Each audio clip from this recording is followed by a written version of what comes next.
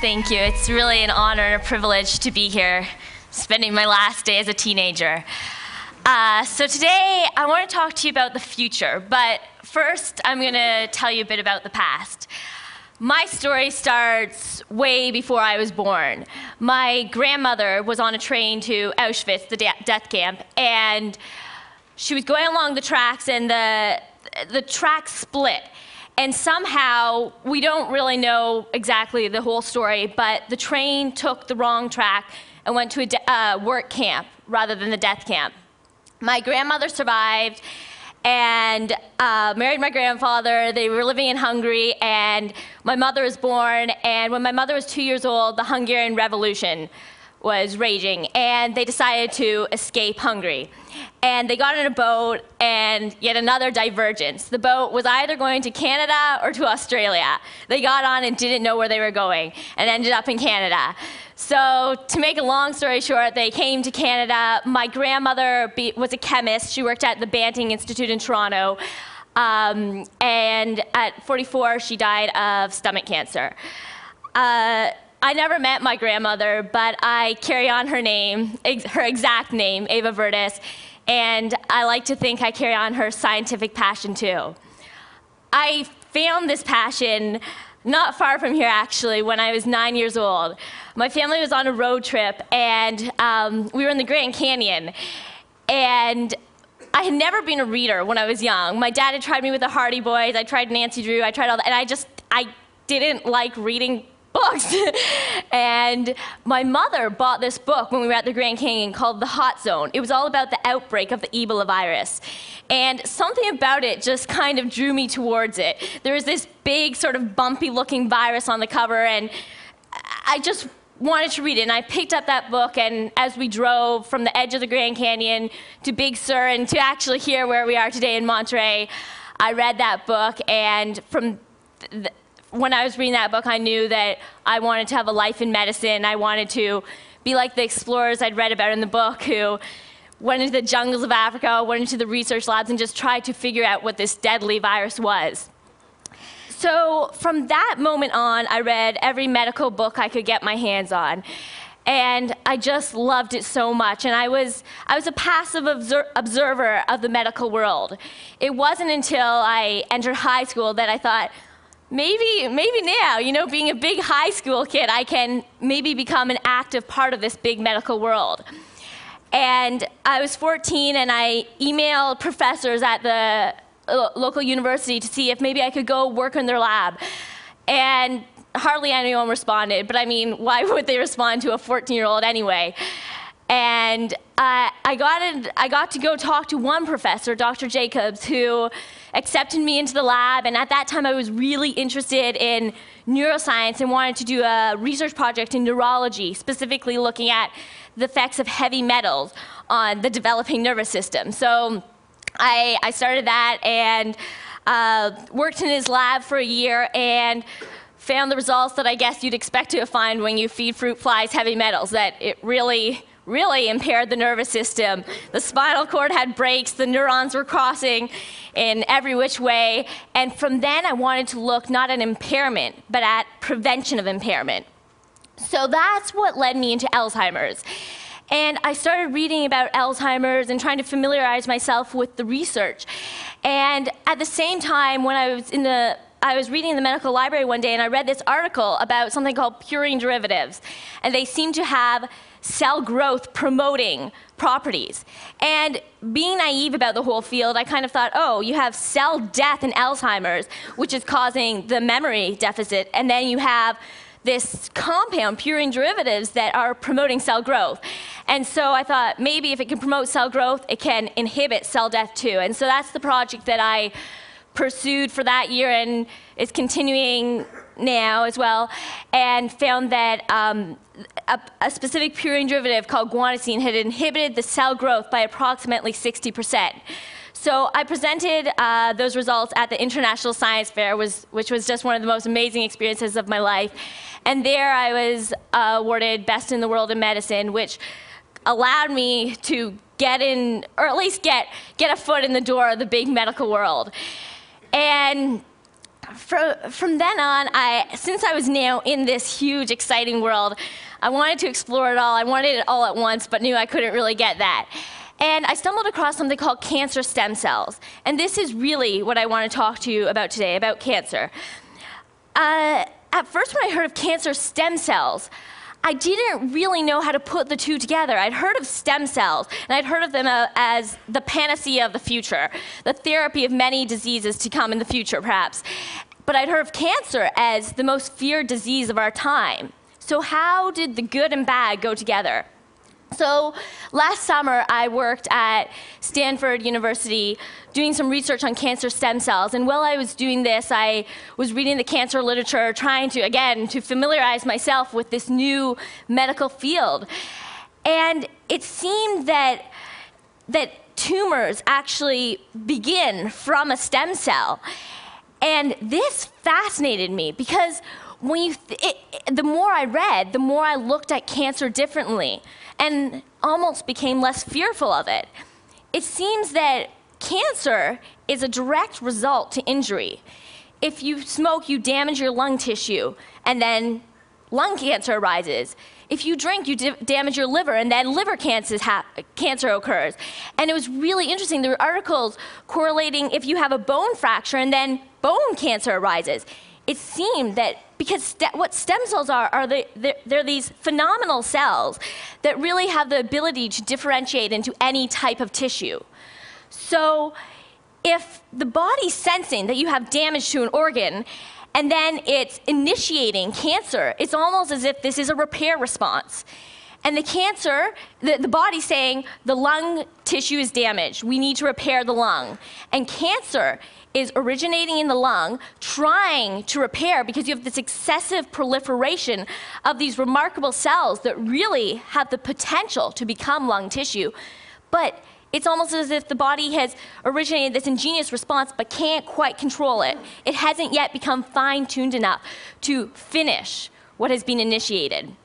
So this really, really fascinated me, and I really think that if we can't think about cancer, let alone any disease, in such black and white terms.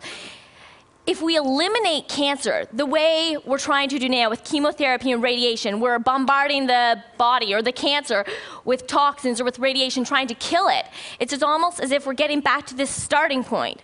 We're removing the cancer cells, but we're revealing the previous damage that the body has tried to fix. Shouldn't we think about manipulation rather than elimination? If somehow we can cause these cells to differentiate, to become bone tissue, lung tissue, liver tissue, whatever that cancer has been put there to do, it would be a repair process. We'd end up better than we were before cancer. So it really changed my view of looking at cancer. And while I was reading all these articles about cancer, it seemed that the articles, a lot of them focused on, the genetics of breast cancer and the genesis and the progression of breast cancer, tracking the cancer through the body, tracing where it is, where it goes. But it struck me that I'd never heard of cancer of the heart or cancer of any skeletal muscle, for that matter. And skeletal muscle constitutes 50% of our body, or over 50% of our body. And so at first I kind of thought, well, maybe there's some obvious explanation why skeletal muscle doesn't get cancer, or at least not that I know of. So I looked further into it, found as many articles as I could, and it was amazing because it turned out that it was very rare. Some articles even went as far as to say that skeletal muscle tissue is resistant to cancer. And furthermore, not only to cancer, but of metastases going to skeletal muscle. And what metastases are is when the tumor, when a piece breaks off and travels through the bloodstream and goes to a different organ, that's what a metastasis is. It's the part of cancer that is the most dangerous. If cancer was localized, we could likely remove it or somehow it's contained, it's very contained, but once it starts moving throughout the body, that's when it becomes deadly. So the fact that not only did cancer not seem to originate in skeletal muscles, but cancer didn't seem to go to skeletal muscle, there seemed to be something here. So these articles were saying, skeletal metastases to skeletal muscle is very rare, but it was left at that. No one seemed to be asking why. So I decided to ask why, and the first thing I did was I emailed some professors who specialized in skeletal muscle physiology, and pretty much said, hey, it seems like cancer doesn't really go to skeletal muscle. Is there a reason for this? And a lot of the replies I got were that muscle is terminally differentiated tissue, meaning that you have muscle cells, but they're not dividing, so it doesn't seem like a good target for cancer to hijack. But then, again, this fact that the metastases didn't go to skeletal muscle made that seem unlikely. And furthermore, that nervous tissue, brain gets cancer, and brain cells are also terminally differentiated. So I decided to ask why. And here's some of, I guess, my hypotheses that I'll be starting to investigate this May at the Sylvester Cancer Institute in Miami. And I guess I'll keep on investigating until I get the answers, but I know that in science, once you get the answers, inevitably you're going to have more questions. So I guess you could say that I'll probably be doing this for the rest of my life. So some of my hypotheses are that when you first think about skeletal muscle, there's a lot of blood vessels going to skeletal muscle. And the first thing that makes me think is that blood vessels are like highways for the tumor cells. Tumor cells can travel through the blood vessel, and you think the more highways there are in a tissue, the more likely it is to get cancer or to get metastases. So first of all, I thought, wouldn't it be favorable to cancer getting to skeletal muscle? And as well, cancer tumors require a process called angiogenesis, which is really the tumor recruits the blood vessels to itself to supply itself with nutrients so it can grow. Without angiogenesis, the tumor remains the size of a pinpoint, and it's not harmful. So angiogenesis is really a central process to the pathogenesis of cancer. And one article that really stood out to me when I was just reading about this, trying to figure out why cancer doesn't go to skeletal muscle, was that it had reported 16% of micrometastases to skeletal muscle upon autopsy. 16%, meaning that there are these pinpoint tumors in skeletal muscle, but only 0.16% of actual metastases, suggesting that maybe skeletal muscle is able to control the angiogenesis. It's able to control the tumors recruiting these blood vessels. We use skeletal muscle so much. It's the one portion of our body, our heart's always beating. We're always moving our muscles. Is it possible that muscle somehow intuitively knows that it needs this blood supply? It needs to be constantly contracting, so therefore it's almost selfish. It's grabbing its blood vessels for itself. Therefore, when a tumor comes into skeletal muscle tissue, it can't get a blood supply and can't grow. So this suggests that maybe if there is an anti-angiogenic factor in skeletal muscle, or perhaps even more, an angiogenic routing factor, so it can actually direct where the blood vessels grow, this could be a potential future therapy for cancer. And another thing that's really interesting is that there's the way tumors move throughout the body. It's a very complex system, and there's something called the chemokine network. And chemokines are essentially chemical attractants, and they're the stop and go signals for cancer. So a tumor expresses chemokine receptors, and another organ, a distant organ somewhere in the body, will have the corresponding chemokines, and the tumor will see these chemokines and migrate towards it. Is it possible that skeletal muscle doesn't express these type of molecules? And the other really interesting thing is that when skeletal muscle, there's been several reports that when skeletal muscle is injured, that's what correlates with metastases going to skeletal muscle. And furthermore, when skeletal muscle is injured, that's what causes chemokines, these signals saying, cancer, you can come to me, the go signs for the tumors, it causes them to highly express these chemokines. So there's so much interplay here. And it seems, I mean, there's so many possibilities for why tumors don't go to skeletal muscle, but it seems like by investigating, by attacking cancer, by searching where cancer is not, there's got to be something. There's got to be something that's making this tissue resistant to tumors. And can we utilize, can we take this property, this compound, this receptor, whatever it is that's controlling this anti-tumor properties, and apply it to cancer therapy in general? Now, one thing that kind of ties the resistance of skeletal muscle to cancer, to the cancer as a repair response gone out of control in the body, is that skeletal muscle has a component, a factor in it called MyoD.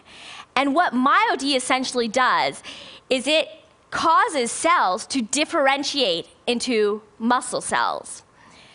So this compound, MyoD, has been tested on a lot of different cell types and been shown to actually convert this variety of cell types into skeletal muscle cells.